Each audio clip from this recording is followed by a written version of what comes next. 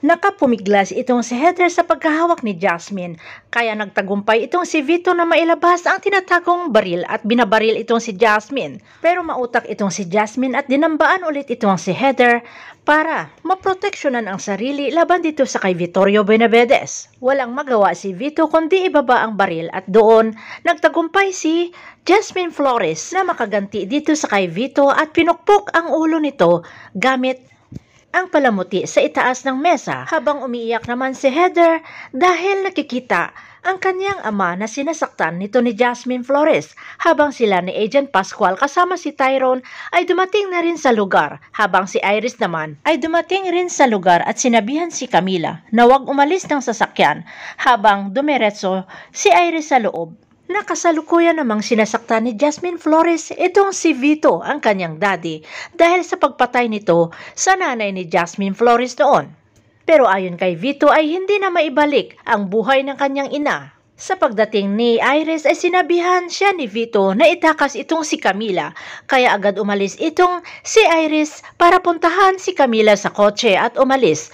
Kaya napilitan si Jasmine na iwanan si Vittorio Benavides kasama si Tyrone na kararating din. At sa pagtakas ni Iris Benavides ay sinundan sila ni Jasmine at Tyrone at nagkaroon ng habulan ng sasakyan habang si Vito naman ay umalis kasama si Heather na balak tumakas. Pero nakasalubong sila ni Agent Pascual kasama ng mga taga-Inleya kaya hawak sila at diretso na sana sa kulungan.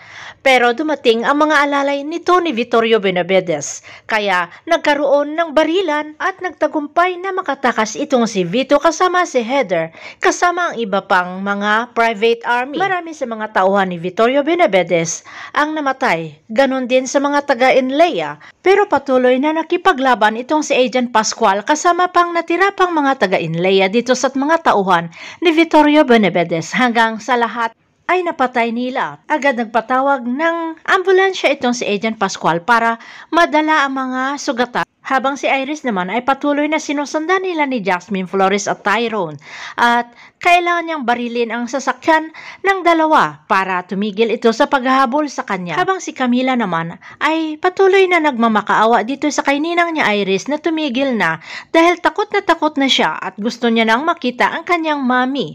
Pero hindi alam ni Camila na patay na ang kanyang mami Lily na binaril ito ni Vittorio Benavides.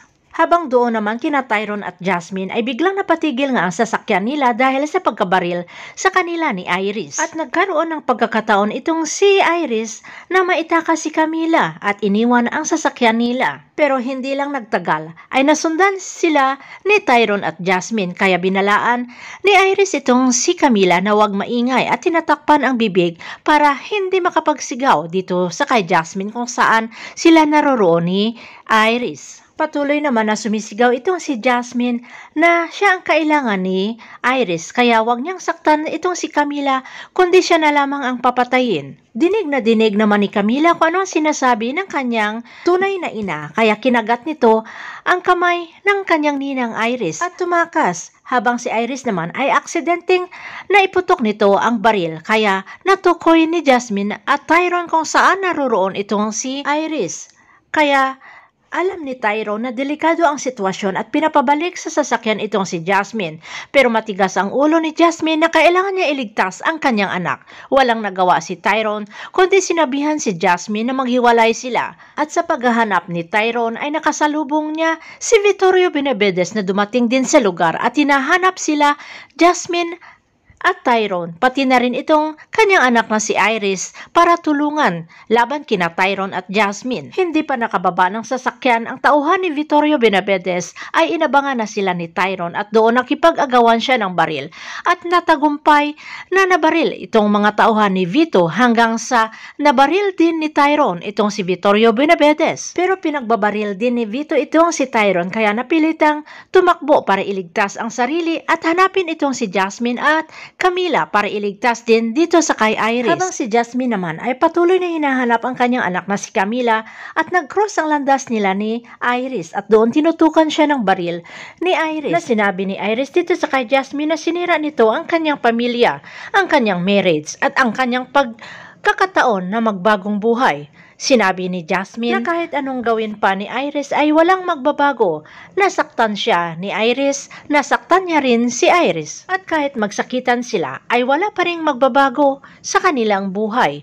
Pero ayon kay Iris, ang pagpatay dito sa kay Jasmine ay magkakaroon siya ng kaligayahan. Umamin dito si Iris sa kay Jasmine na may puwang si Camila sa kanyang puso, pero itong si Jasmine ay talagang hindi nagbago ang kanyang gusto na patayin niya talaga itong si Jasmine.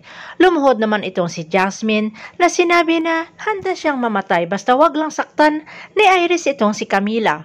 Pero sabay hila ng baril ni Iris at doon nakipaglaban ang dalawa. Na magaling itong si Iris sa pakikipaglaban mano-mano, kahit magaling itong si Jasmine ay talo siya ni Iris. Hanggang sa napatumba ni Iris itong si Jasmine at balak pukpukin ito ng bato. Pero dumating itong si Camila. Napatigil bigla itong si Iris sa ginagawa at kinuha itong si Camila, pero tinulak siya ni Camila at pumunta dito sa kanyang tunay na ina na si Jasmine. Dali-dali namang bumangon itong si Jasmine at kinuha ang kanyang anak at tumakas. Dumating naman itong si Vittorio Benavides na gustong barilin itong si Jasmine at si Camila, pero pinagbawalan siya ni Iris dahil baka matamaan daw ang bata. Pero ayon kay Vito ay wala siyang pakialam kahit madamay itong si Camila. Habang tumatakas itong si Jasmine na karga-karga itong si Camila ay pinagbabaril siya ni Vito. Kaya agad umalis itong si Iris para proteksyonan itong bata. Habang si Jasmine naman ay napatigil na lamang at karga-karga itong si Camila ay napaupo dahil may tama siya ng bala ng baril galing dito sa kay Vittorio Benavides. At doon dumating itong si Iris na pilit pinagkukuha itong si Camila na sinasabihan ng bata na hindi siya nito sasaktan basta makinig lamang. Nagmakaawa itong si Jasmine dito sa kay Iris na wag idamay umano ang bata. Pero kinuha na ni Iris itong si Camila at karga-karga papalayo habang si Vito naman ay patuloy na hinahanap itong si Jasmine Flores para patayin at nakita na may papaalis na sa pag-aakala na ito'y walang iba si Jasmine Flores na karga-karga ang bata.